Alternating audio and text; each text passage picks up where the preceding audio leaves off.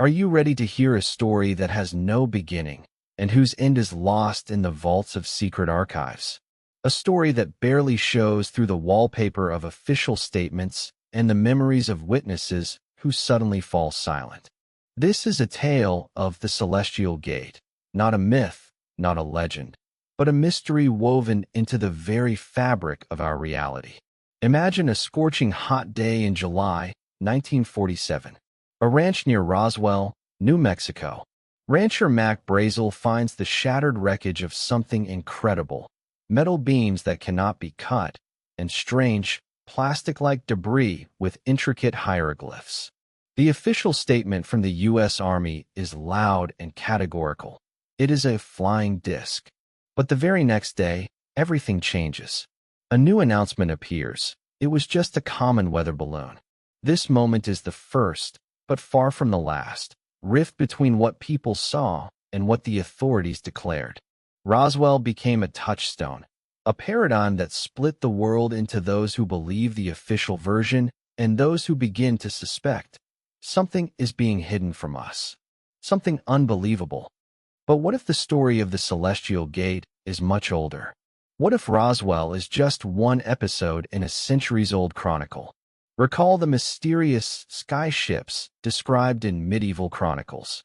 Recall the Faustian lights over Europe that terrified entire cities. These are all precursors.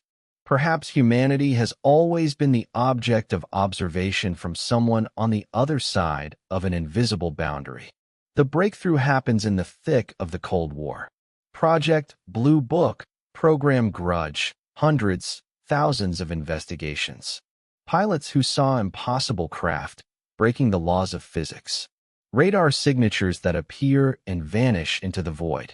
Astronaut Gordon Cooper, a national hero, openly speaks of a UFO that pursued his capsule. But what do the governments do? They classify, secrecy, debunk. Why? The simplest answer is panic. But there is another, deeper one. This is where the real mysteries are born. It's no longer a question of do they exist, but who are they and why? The theories diverge like rays from a shattered prism. Physicist and ufologist Jacques Vallée puts forward a shocking hypothesis. What if these are not creatures from distant stars at all? What if UFOs are a multidimensional phenomenon, a form of consciousness that has always been near us, capable of manipulating our perception and taking on any form we can understand? They may not be interstellar travelers, but something far more complex, controllers, overseers, or perhaps even the programmers of our reality. And then comes the conspiracy theory, a dark, tangled web. Remember U.S. President Jimmy Carter, who promised to reveal all the secrets about UFOs, but upon entering the Oval Office, suddenly changed his tune. What was he shown? What did he learn? In the 1980 Rendlesham Forest incident, Britain's Roswell, where U.S. Air Force personnel from a nearby base allegedly approached a landed craft, touched it, and even filmed it. That footage disappeared. Witnesses were threatened. This is not a coincidence. This is a system. Area 51. It's not just a place on the map. It's a symbol, an enclave in the Nevada desert where, according to engineer Bob Lazar, he worked on reverse engineering alien spacecraft. He described Element 115, which did not officially exist in science at the time, as its fuel. Years later, this element was synthesized in laboratories. A coincidence? Perhaps, but the seed of doubt had been planted. What does this all mean? An analysis of the facts leads us to several bitter truths. First, there is a persistent, multi-level campaign of concealment. The motives could be varied: to prevent social collapse, to maintain a technological advantage, or to hide a truth so terrifying that our civilization is not ready for it. Perhaps we are not the masters of this planet. Perhaps we are an experiment, a library, or a resource.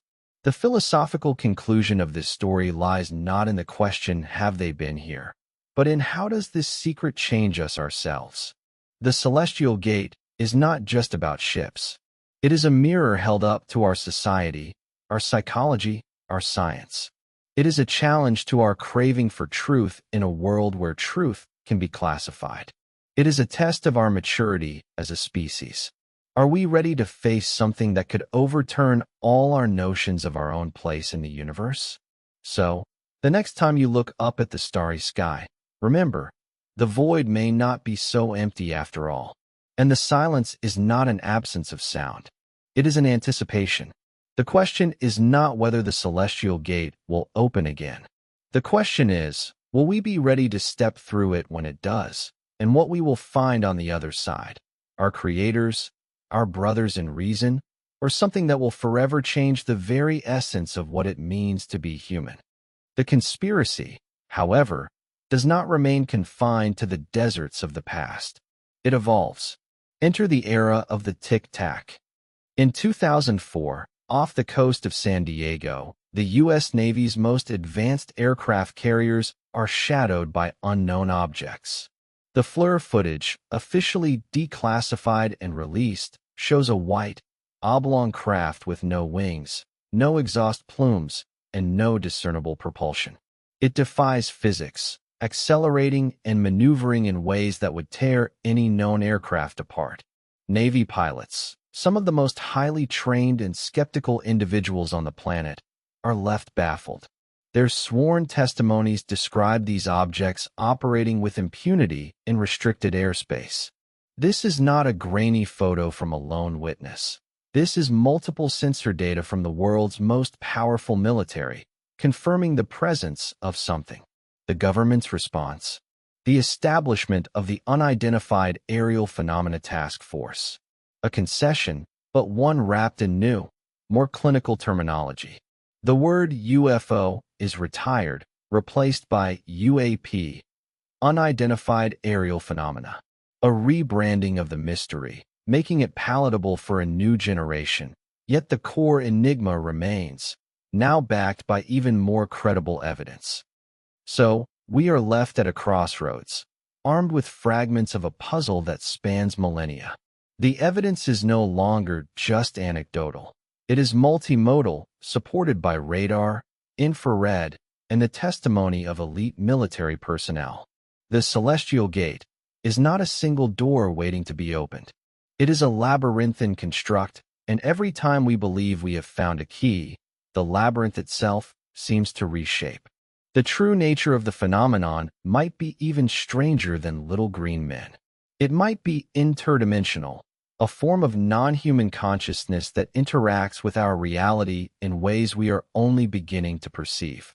Perhaps these gates are not for their entry, but for our perception. They are a test of our cognitive and spiritual evolution. The long-standing cover-up, then, is not merely about hiding technology or preventing panic. It is, perhaps, a desperate attempt to control a narrative that ultimately cannot be controlled, to maintain a paradigm of human supremacy on a planet we may only be borrowing. The final question the Celestial Gate poses is not about them, but about us. When the veil finally drops, what will we have become? A species ready to join a cosmic community, or one that hid from the truth until it was too late to understand it?